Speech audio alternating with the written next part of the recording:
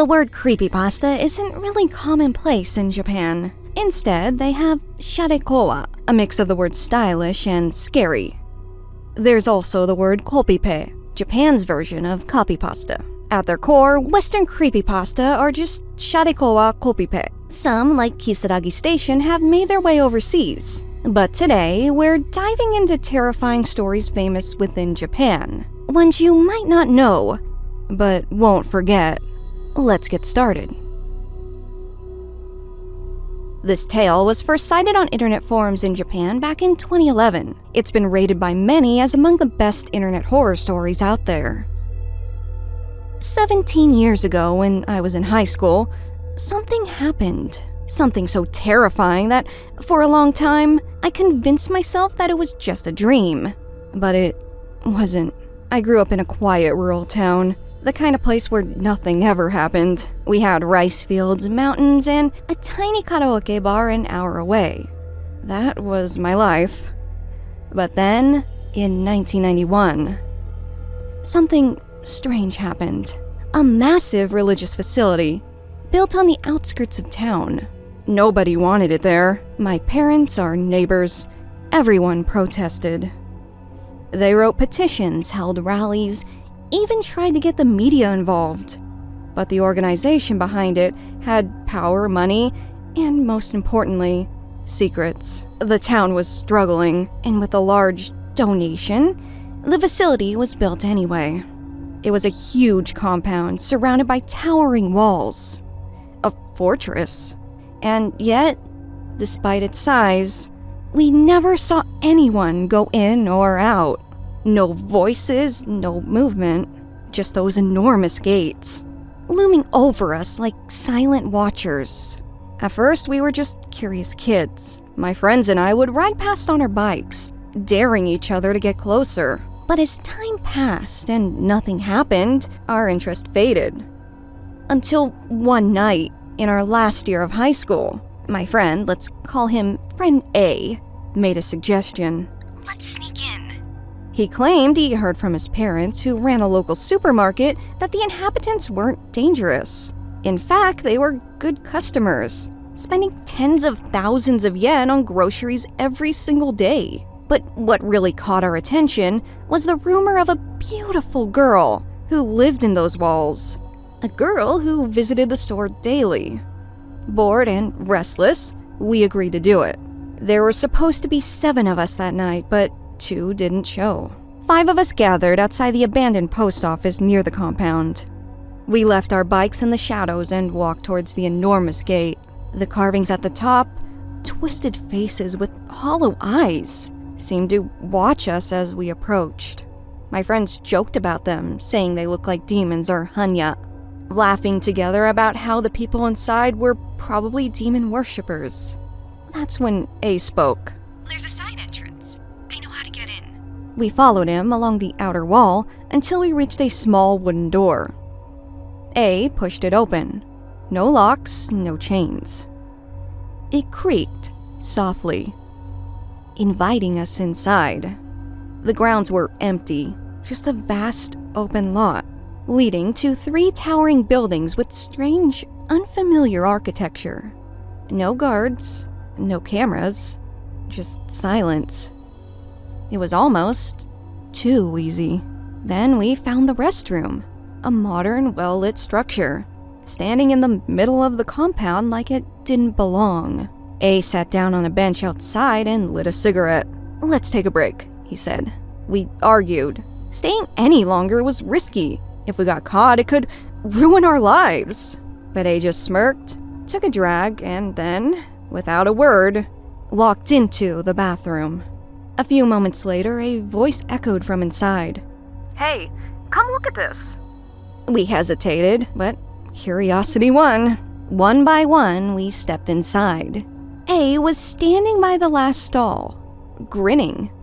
Open it, he said. Friend B scoffed and pushed the door open. Inside, instead of a toilet, there was a staircase. A narrow concrete passage leading down into darkness. We stared, a cold wave of unease settling over us. This isn't normal, I muttered. But A just shrugged. Let's check it out. I refused. So did B. But the others? They laughed, calling us cowards, and descended. A followed them, leaving us alone in the eerie silence. And then, we heard footsteps. Not from below, from above. Multiple sets, slow, deliberate, getting closer to the bathroom. I looked at B. He looked at me. We froze. The bathroom had no locks, nowhere to hide. The only way out was back through the side gate. But in the darkness, we'd never find it again in time. B grabbed another stall door. Locked. He tried another. Locked. The footsteps were at the entrance now. The door creaked open and then, in desperation, B whispered, "We have no choice. We have to go down." I didn't want to. Every instinct told me not to, but the footsteps were coming inside. So we ran. We descended 10 steps before reaching another door. B yanked it open, and we stumbled into a dimly lit concrete room. Pale orange light flickered from exposed bulbs. In the center of the room hung a massive iron ring, like a giant hula hoop, suspended in air. It was embedded into the walls, ancient and ominous. "What is this?" I whispered. B shook his head. "Where are the others?" And then we heard it.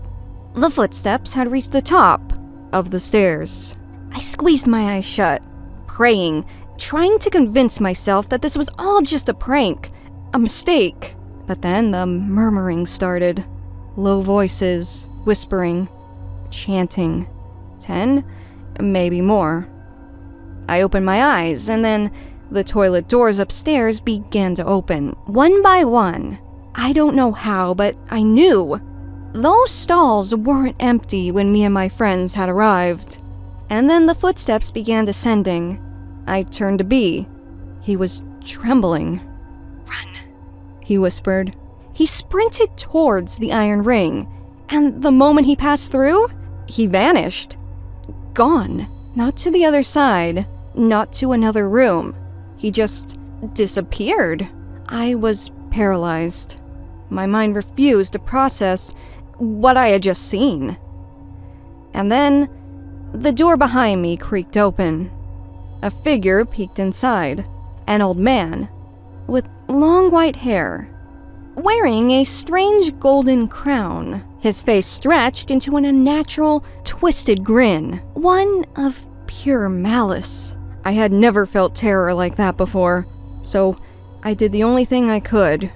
I ran straight into that iron ring. And then, nothing. I woke up in the hospital. My body felt weak, foreign.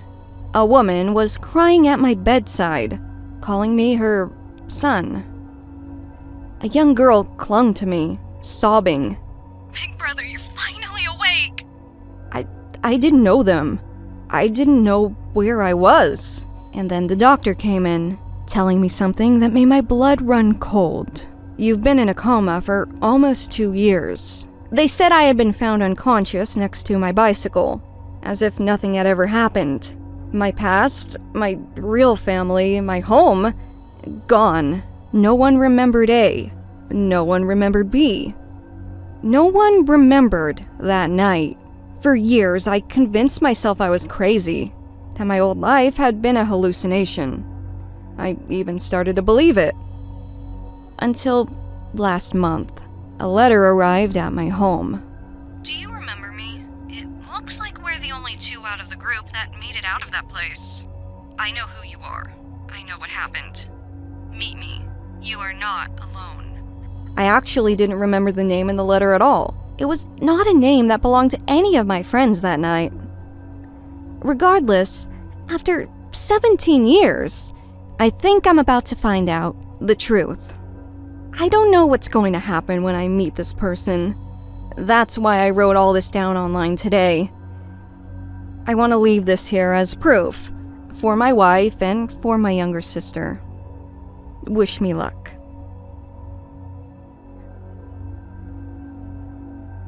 So, the poster never posted a follow-up to this. At least, I cannot find one. This story is similar to how the infamous Kisaragi Station post also ended without a conclusion. Just the poster inferring they would update, and they never did. This implies the poster was unable to return to the forums and tell the rest of their tale. This creepypasta is about 16 years old now, from 2009. Its title is Binoculars. I have an unusual habit.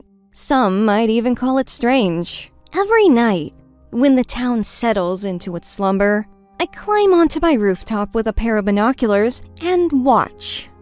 There's something mesmerizing about the silence, the way the streets, usually bustling with life, seem frozen in time. The distant glow of a lone vending machine, a taxi struggling up a hill with a drunken passenger, the silhouette of a massive water tank against the night sky. These simple sights fill me with an odd thrill. To the west of my house, a steep slope stretches downward in a perfect line, giving me a clear view of everything at the top. That night, I was idly scanning the vending machine when something caught my eye. At first, I thought it was a large moth flitting through the air, but then I saw it. A figure, small, thin, moving impossibly fast down that slope. I blinked, gripping my binoculars tighter. It looked like a child, or at least it had the shape of one. It appeared emaciated, and it was running straight towards me. Then, as if it had known all along that I was watching, it smiled. A wide, unnatural grin stretched across its face, and it raised a hand, waving eagerly. My stomach dropped. It wasn't just looking in my direction, it was looking at me. For a moment, I was frozen. I couldn't tear my gaze away from its gleaming eyes, its too wide mouth, its frenzied, uncanny movements. Then, a sickening realization hit me. A deep, primal warning from some buried instinct. I stumbled down the rooftop stairs, heart pounding, and bolted my door behind me. My breaths came in ragged gasps as I pressed my back against the wood, gripping the handle as though my life depended on it. What the hell was that? Then, I heard it. Soft at first. Just the faintest creak of weight on the rooftop stairs. I clamped a hand over my mouth. The footsteps were slow, deliberate. It wasn't just wandering, it was searching. Searching for me. I backed away, trying not to make a sound. In the middle of my living room, I grabbed the heaviest thing within reach, an iron. My hands were trembling so badly I could barely hold it steady. And then the steps stopped. Silence. For a moment, I had let myself hope. Maybe it had gone. Maybe... The door rattled violently as the chime rang over and over in erratic bursts. Then came the banging, rapid, desperate, inhuman. And beneath it all, a sound that made my blood run cold. A low, guttural moan.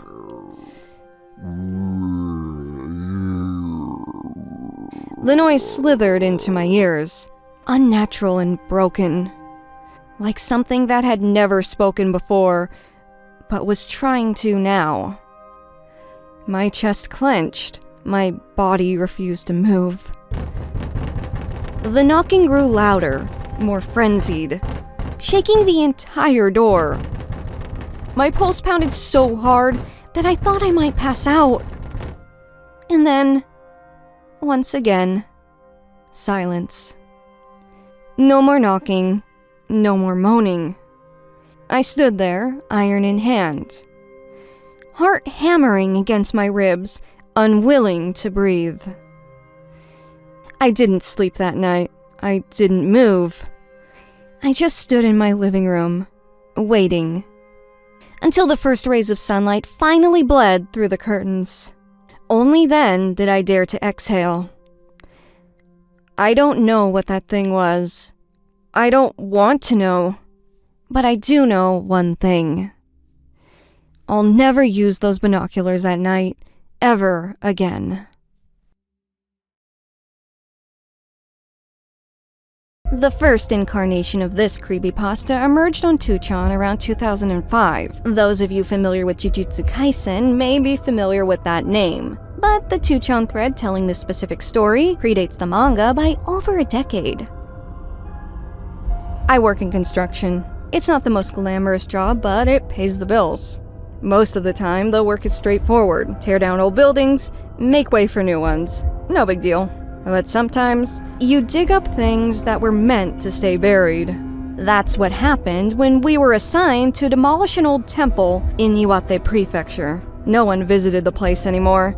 The building was ancient, crumbling at the edges, its wooden beams groaning under their own weight. The kind of place that felt forgotten by time. I was halfway through breaking down one of the outer walls when a coworker called me over. "Come take a look at this." He stood by what looked like a long, blackened wooden box. It was nearly 2 meters long, the wood rotting and warped with age. A single piece of yellowed paper was pasted on the lid, its ink smudged and faded, barely legible. I squinted at the writing, making out only fragments. Taisho.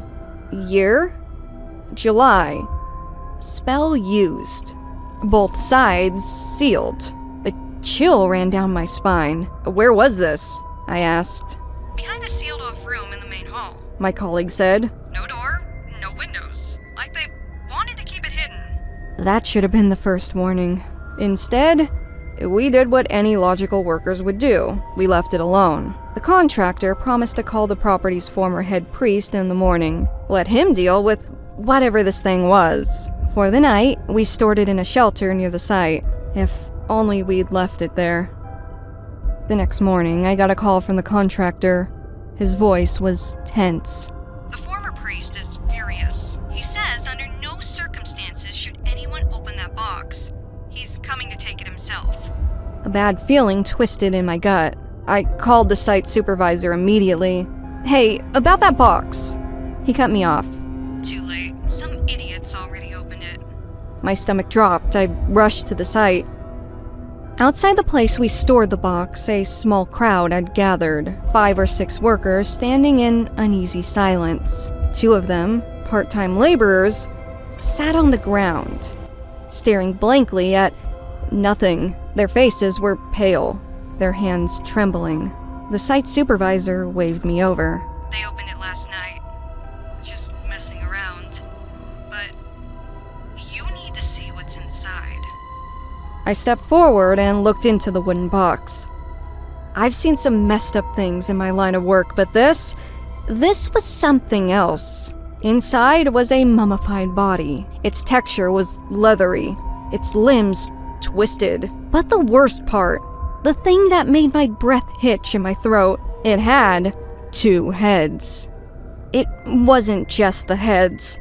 The body had 4 arms, 2 on each side. Its hands curled into stiff, claw-like shapes. The legs were normal, but everything else was wrong. I turned back to the 2 men who had opened it. They didn't respond. They just sat there, eyes hollow, mouth slightly open, as if their minds had been wiped clean. Before we could even decide what to do, a car had screeched to a stop nearby. An old man, the former head priest, stormed out, his face red with rage. "You opened it!" His voice boomed through the site. "You idiots! Once you open it, it is all over." His son tried to calm him down, but he wasn't listening. His Iwate accent was thick, his words spilling out in a frantic rush. "You were supposed to send Ryōmen-Sukuna to Kyoto. Why didn't you send him? Why did you leave him here?" I had no idea what he was talking about. Kyoto? Ryōmen-Sukuna? But the fear in his voice was real. He then turned to us. "I'm sorry, but none of you are going to live long." I wanted to believe that he was just some senile old man, talking nonsense. But then the passings had begun. The two men who opened the box, one passed in the hospital that very night from a heart attack. He was 25 years old. No medical history. The doctors were baffled. The other? Transferred to a psychiatric hospital. He hasn't spoken a single word since opening that box. 3 other workers, men who had been near the box when it was opened, came down with mysterious raging fevers. They were bedridden within days. As for me, I stepped on a rusted nail that afternoon. Needed 5 stitches. The infection spread fast, and for a while, doctors weren't sure if they could save the foot. I'm still alive and well, but I barely got out of it. I don't even know if I did truly get out of it. Not yet, at least. Either way, I wasn't done with Ryōmen-Sukuna. Not yet. The priest refused to speak to me again, but his son was different. More talkative. Less bound by whatever spoken rule kept the others silent. We met in a bar, late at night. When I got there, he was already a few drinks in. "You want to know the truth?" he said, swirling his glass. "Fine, but you won't like it." He told me the mummy was real, not a monster, not a hoax. It had been a real living person, born in a village in Iwate during the Taisho era, sold to a freak show as a child. But the freak show wasn't the worst of it. "You ever heard of Kodoku?" the son asked. "It's an old curse. You trap a bunch of venomous creatures in a sealed pot, let them fight to the end. The last one standing becomes the most powerful." He took another sip.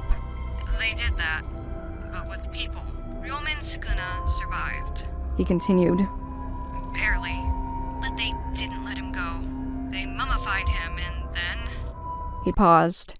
"They placed bones inside him." "Bones?" "Yeah, from rebels who fought in the Yamato Imperial Court. They ground them up and made a curse. One meant to wipe out Japan itself." I laughed, shaking my head. "You really believe that?" He didn't laugh.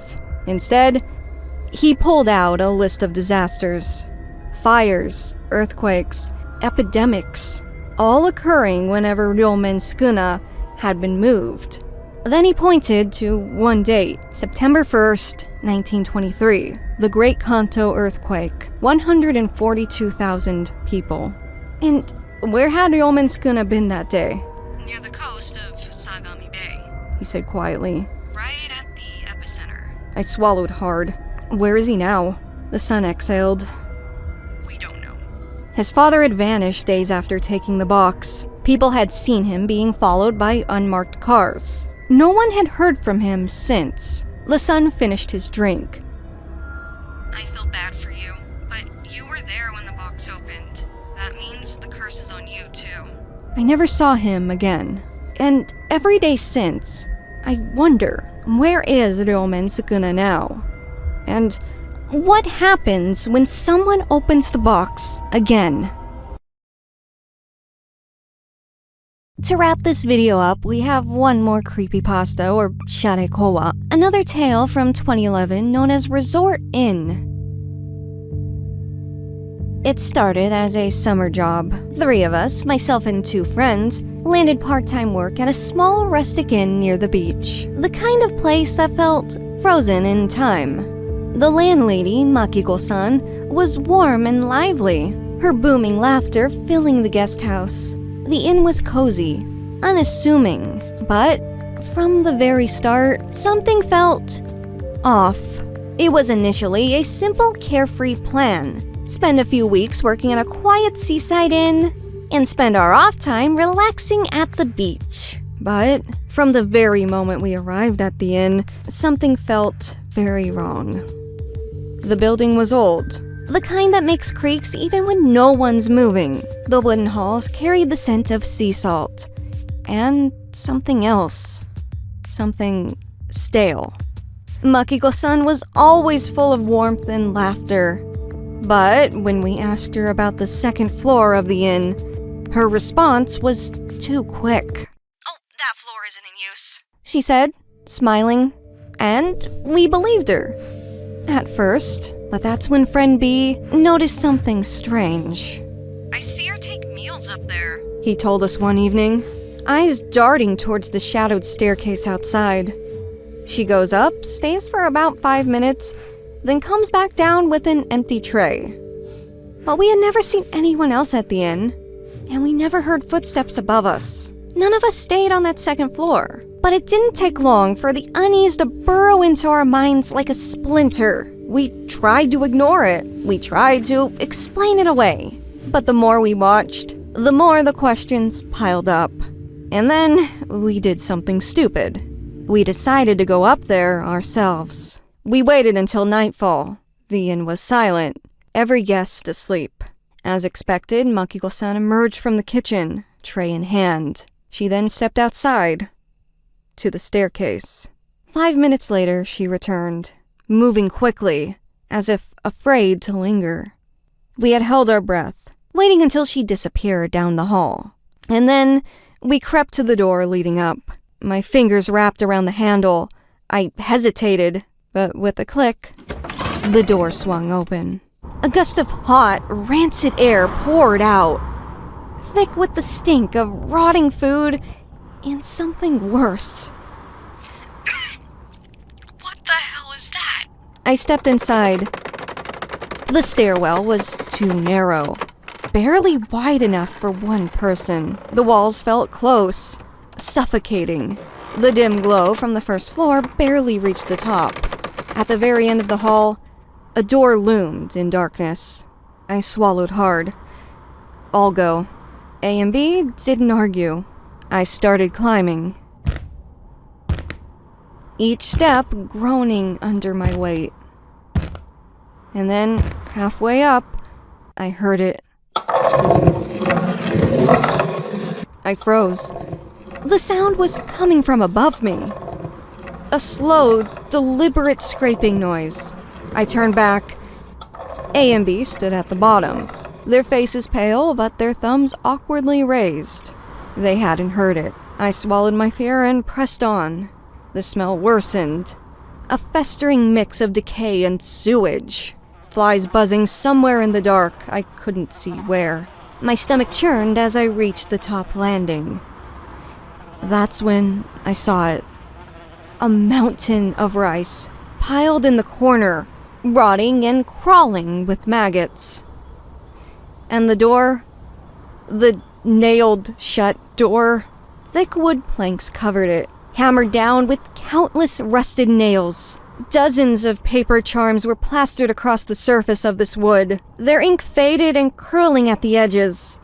Long, thin ropes were twisted around the nails, forming an eerie web, sealing something inside. And that's when I heard it. A deep, animalistic scraping came from the other side. My blood turned to ice. Then I stopped breathing. My muscles locked. Every nerve screamed at me to run. But I couldn't move. I could only stand there, listening. The whispering grew. Something shifted behind the door. Something heavy. Then, silence. For a moment, the wood stood still. The air, thick as tar, refused to move. Then, a thunderous crash from above me. Not from the door, from the attic. The thing inside had moved. My breath hitched. My legs trembled. And then, I saw it. A shadow, shifting in the sliver of light beneath the door. Not a person, not a human. Something else. My body finally obeyed. I turned to run. But before I could move, the sound came from above me again. It was clawing into the ceiling. Something huge, something fast. I bolted, missing steps, nearly falling, only pure terror keeping me upright. I flew past my friends, sprinting down the hall, past the dining room, into my room, and slamming the door shut. I collapsed onto the floor, chest heaving, eyes burning. Somewhere outside, I heard the faint creak of the upstairs door closing again. We never spoke to Makiko-san about what we saw. We never asked what was inside that room. We left the next morning, packing our bags in silence and never looking back. But some nights, when I close my eyes, I still hear it. The whispers, the scraping, the thing in the attic, waiting for what I'll probably never know. If you want more authentic Sharekowa that has been secluded within Japanese web pages, there's a site that has a lot of them. So if you would like to check them out or would like me to read them in a potential future episode of the series, let me know. If you want to see a similar video kinda like this one exploring famous horror images from Tucson, we can do that too at some point in the future. Hello everyone, how are you all doing? Hope you like this little story time type video. I do these every now and then, and they're really fun to do. Gets my voice acting muscles going a little bit. Speaking of voice acting, I have been on a bit of a side quest. Not necessarily a side quest. It's important to me, just as important as my regular content here on YouTube, but I have been attending classes to become a voice actor. With that said, I'm going to be opening a Fiverr pretty soon, so if you do need casting for voiceover work, look out for that. And this has been an interesting and fun new chapter, and I'm really excited to share it with you all publicly, so yeah. Huge thank you to Eterna, Jamil Oliver, Zan, Sparkly B, Towering Gales, I'm Just a Cop, Pocky, Monty Pla, Misato Sumemasa, Jelly Rolling, Mugen, Jero Riffert, Rachel, Vanessa, Raglan Strom, Black Taco 695, Rain Summer, Kyle Hockenberry, Solid Ellipsis, Timber Jack, Lauren Hoagland, Gio Woe, Aiden Sexton, J-Man, David Lawrence, Erlyn Knifelot, Gabriel, Connor McLaughlin, Jordan May, Shelfie, Stephen Bride, Creepy Leanie, Bill Baker, Gina Britton, Luke Brown, Pigpen, Layla Bloom, Lizard Queen 27, Newt Fruit Shoot, Hexmaniac Hana, Chitoge, Jeremiah BLR, 322-32232, Rora Morasso Pada, Meek, Sidnep, Hosea DeRoca, Akali, Red Hoodie 50, Iggs, Eels, Sea Chameleon, Digital Dubs, Shivam Vashi, Pan Fried Life Jacket Awareness, VGM, Enigdra J. Reese, Argua Bill, Christopher Valencia, PP Pascatag, Andrew LaPena, Mads House, Airfire, Grand Tactician, Soko, and Bishonen Knife. And last but certainly not least, I want to thank my channel members as well. Almost forgot, so that's why I'm recording this from bed right now, sorry. Huge thank you to Suzuka CLVR, Lost Library Book, ITZIC or ITIZG, I think? Vinny Kills, Onyx X, Andrew Fitzgerald, A, and Based Finger. Once again, thank you so much everyone, I appreciate it from the very most bottom of my heart. And I'll see you in the next video. Bye for now.